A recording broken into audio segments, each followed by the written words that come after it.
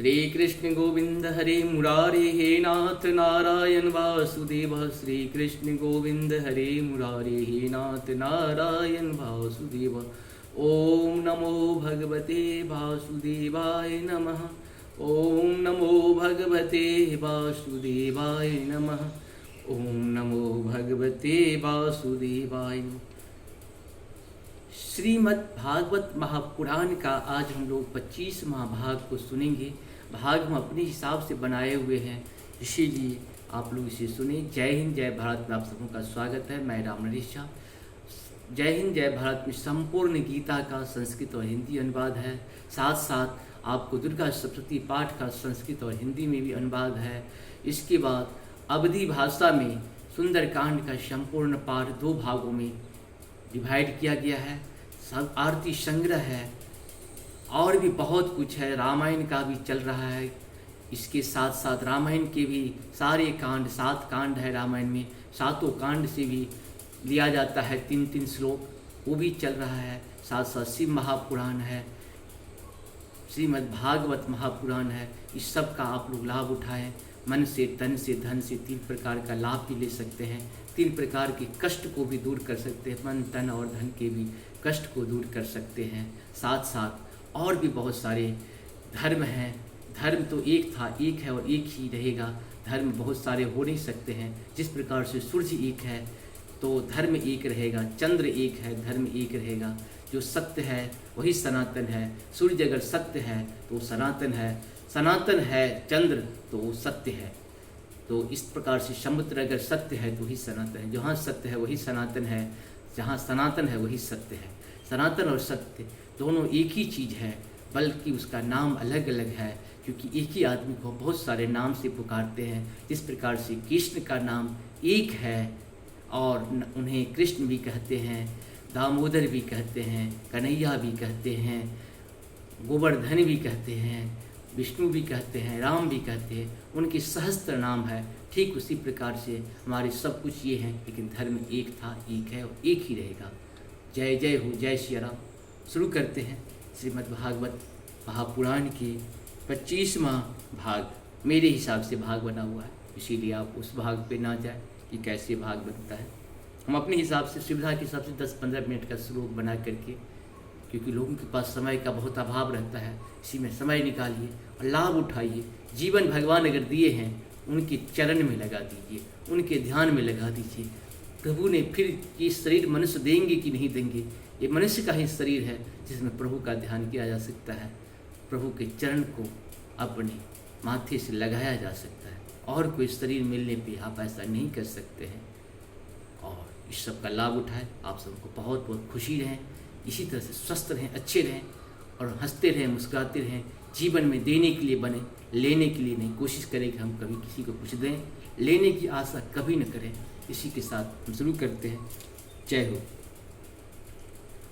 हस्तिनापुर की स्त्रियां इस प्रकार बातचीत कर रही थी कि भगवान श्री कृष्ण मंद मंद मुस्कान और प्रेम पूर्ण चितवन से उनका अभिनंदन करते हुए वहाँ से विदा हो गए।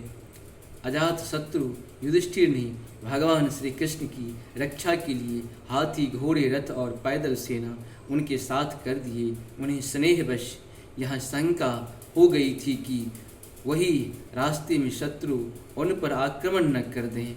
सुदृढ़ प्रेम के कारण कुरुवंशी पांडव भगवान के साथ बहुत दूर तक चले गए।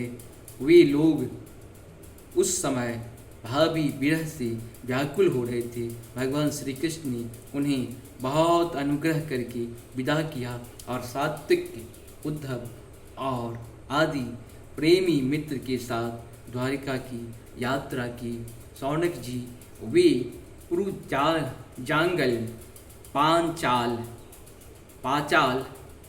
पांचाल, सुरसेन, यमुना की तटवर्ती प्रदेश, ब्रह्मावर्त, कुरुक्षेत्र, मत्स्य, सारस्वता और मरुध्वत देश की पार करके सौबीर और आहमीर देश के पश्चिम आनर्त देश में आए।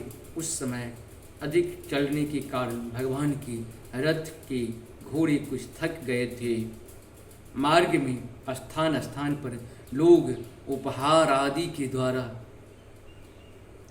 भगवान का सम्मान करते। सायंकाल होने पर वे रथ से भूमि पर उतर आते और जलाशय पर जाकर संध्या वंदन करते।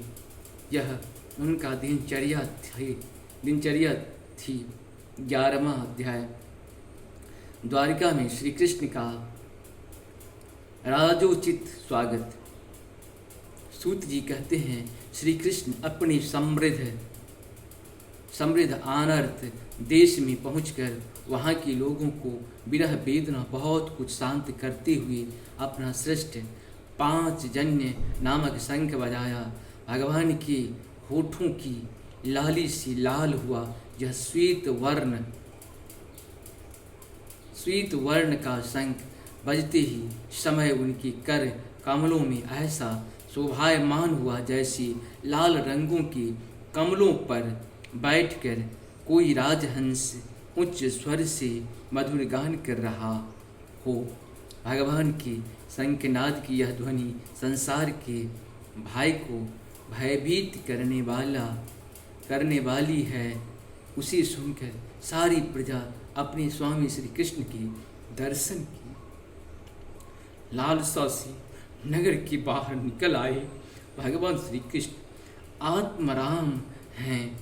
वे अपने आत्मलाभ से ही सदा सर्वदा पूर्ण काम हैं। फिर भी जैसे लोग बड़े आदर से भगवान सूर्य को भी दीपदान करते हैं, वैसे ही अनेक प्रकार की भेंटों से प्रजा ने श्री भगवान का स्वागत किया। सबके मुख कमल प्रेम से खिल उठे। वे हर्ष गदगद वाणी से सबकी सुहृदय और संरक्षक भगवान श्री कृष्ण की ठीक वैसे ही स्तुति करने लगी जैसे बालक अपने पिता से अपने तोतली बोली से बातें करते हैं। स्वामिनी, हम आपके इन चरण कमलों को सदा सर्वदा प्रणाम करते हैं, जिनकी वंदना ब्रह्मा, शंकर और इंद्र तक करते हैं, जो इस संसार में परम कल्याण चाहने वालों के लिए सर्वोत्तम आश्रय है, जिनका शरण ले लेने पर परम समर्थ काल ही एक बाल तक वाका नहीं कर सकता। विश्वभावन आप ही हमारे माता, सुहृदय स्वामी और पिता हैं। आप ही हमारे सद्गुरु और परम आराध्य देव हैं। आपके चरणों की सेवा से हम कृतार्थ हो रहे हैं। आप ही हमारा कल्याण करें।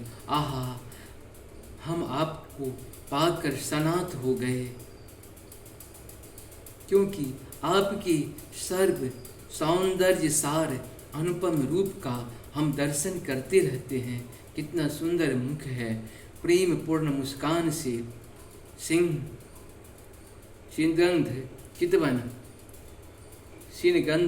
चितवन। यह दर्शन तो देवताओं के लिए भी दुर्लभ है। कमल नयन श्री कृष्ण जब आप अपने बंधु बांधवों से मिलने के लिए हस्तिनापुर अथवा मथुरा ब्रज मंडल चले जाते हैं, तब आपके बिना हमारा एक एक क्षण कोटि कोटि वर्षों के समान लंबा हो जाता है। आपके बिना हमारी दशा वैसे ही हो जाती है जैसे सूर्य के बिना आँखों की। भक्त वत्सल भगवान श्री कृष्ण प्रजा के मुख से ऐसे वचन सुनते हुए और अपनी कृपामयी दृष्टि से उन पर अनुग्रह की दृष्टि करते हुए द्वारिका में प्रविष्ट हुए। जैसे नाग अपनी नगरी भोगवती पातालपुरी की रक्षा करते हैं, वैसे ही भगवान की वह द्वारिकापुरी भी मधु भोज दसारह अरह कुकूर अंधक और वृष्णिवंशी यादवों से जिनके पराक्रम की तुलना और किसी से भी नहीं की जा सकती सुरक्षित थी। वह पूरी समस्त ऋतुओं की संपूर्ण वैभव से संपन्न एवं पवित्र वृक्षों एवं लताओं के कुंजों से युक्त थी। स्थान स्थान पर फलों से पूर्ण उद्यान, पुष्ट वाटिकाएं एवं कीड़ावन थे। बीच बीच में कल्प कमल युक्त सरोवर नगर की शोभा बढ़ा रहे थे। नगर के फाटकों को, महल के दरवाजों और सड़कों पर भगवान के स्वागतार्थ बंधनवारें लगाई गई थी। चारों ओर चित्र विचित्र ध्वजा पताकाएं फहरा रहे थे, जिससे उन स्थानों पर धाम का कोई प्रभाव नहीं पड़ता था। उसकी राजमार्ग, अन्यान्य सड़कें, बाजार और चौक झाड़ू बुहार कर सुगंधित जल से सींच दिए गए थे और भगवान के स्वागत के लिए बरसाए हुए फल फूल, अक्षत, अंकुर चारों ओर बिखरे हुए थे। घरों के प्रत्येक द्वार पर दही, अक्षत, फल, ईख, जल से भरे हुए कलश, उपहार की वस्तुएं हैं और धूप दीप आदि सजा दिए गए थे। उदार शिरोमणि वासुदेव, अक्रूर उग्रसेन, अद्भुत पराक्रमी बलराम, प्रद्युम्न, चारुदेशन और जामवती नंदन शाम बने।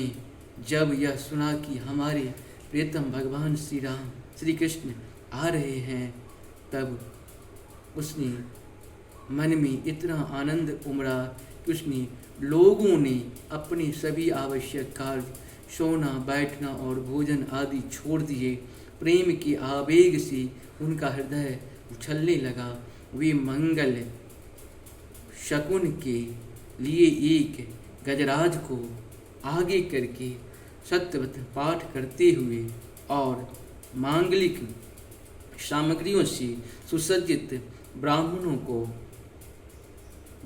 को साथ लेकर चले। शंख और तुरही आदि बाजी बजने लगी और वेद ध्वनि होने लगी। वे सब हर्षित होकर रथों पर सवार हुए और बड़ी आदर पूर्वक से भगवान की आगवानी करने चले। साथ ही भगवान श्री कृष्ण के दर्शन के लिए उत्सुक सैकड़ों श्रेष्ठ वारांगनाएं, जिनके मुख कपोलों पर चमाते हुए कुंडलों की कांति पड़ने से बड़े सुंदर दिखते थे, पालकियों पर चढ़कर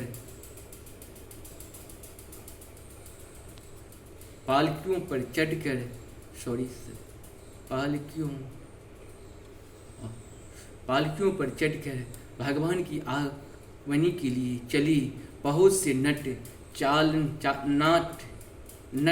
नाचने वाले, गाने वाले, बिरध बखानने वाले, शुद्ध मागध और बंदीजन भगवान श्री कृष्ण के अद्भुत चरित्र का गायन करते हुए चले। इस प्रकार से हम लोगों का भगवान श्री कृष्ण के बंधु बांधव नगर को और सेवकों से उनकी योग्यता के अनुसार अलग अलग मिलकर सबका सम्मान किया।